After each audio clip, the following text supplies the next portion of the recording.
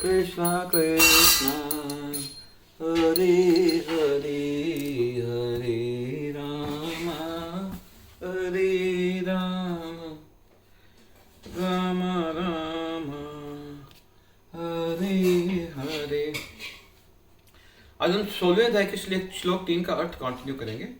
अगला गुण है ज्ञान योग व्यवस्थिति, ज्ञान के अनुशीलन में संलग्न रहना। सन्यासी का जीवन गृहस्थों तथा उन सबों को जो आध्यात्मिक उन्नति के वास्तविक जीवन को भूल चुके हैं ज्ञान वितरित करने के लिए होता है। सन्यासी से आशा की जाती है कि वे अपनी जीविका के लिए द्वार द्वार भिक्षाटन करें, लेकिन इसका अर्थ यह नहीं कि वे भिक्षुक हैं।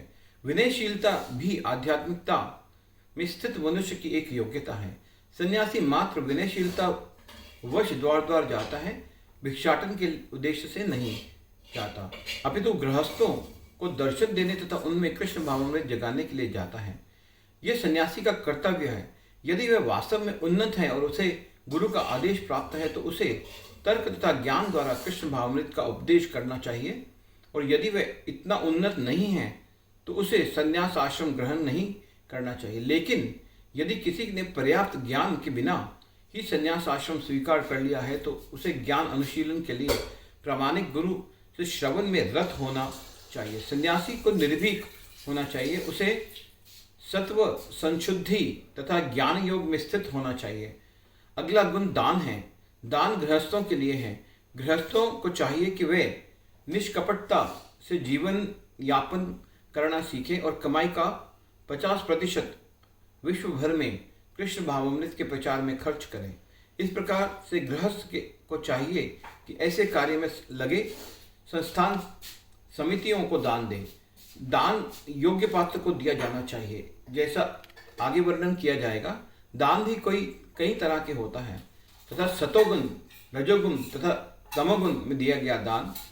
सतोगुण में दिए जाने वाला दान की संस्तुति शास्त्रों ने की है, लेकिन रजोगुण तथा तमोगुण में दिए गए दान की संस्तुति नहीं है, क्योंकि यह धन का अपव्यय मात्र है। संसार भर में कृष्ण भावामृत का प्रसार हेतु ही दान दिया जाना चाहिए। ऐसा दान सतोगुणी होता है। जहाँ तक दम आत्म संयम का प्रश्न है, यह धार्मिक समाज के अन्य आश्रमों के ही लिए नहीं है, अपितु गृहस्थ के लिए विशेष रूप से है। यद्यपि उसकी पत्नी होती है, लेकिन उसे चाहिए कि व्यर्थ में अपनी इंद्रियों को विषय भोग की ओर न मोड़े। गृहस्थों पर भी मैथुन जीवन के लिए प्रतिबंध है और इसका उपयोग केवल संतानोत्पत्ति के लिए किया जाना चाहिए। यदि वे संतान नहीं चाहता तो उसे अपनी पत्नी के साथ विषय भोग में लिप्त नहीं होना चाहिए। आधुनिक समाज मैथुन जीवन का भोग करने के लिए निरोध विधियों का या अन्य घृणित विधियों का उपयोग करता है, जिससे संतान का उत्तरदायित्व न उठाना पड़े। यह दिव्य गुण नहीं अपितु असुरी गुण है।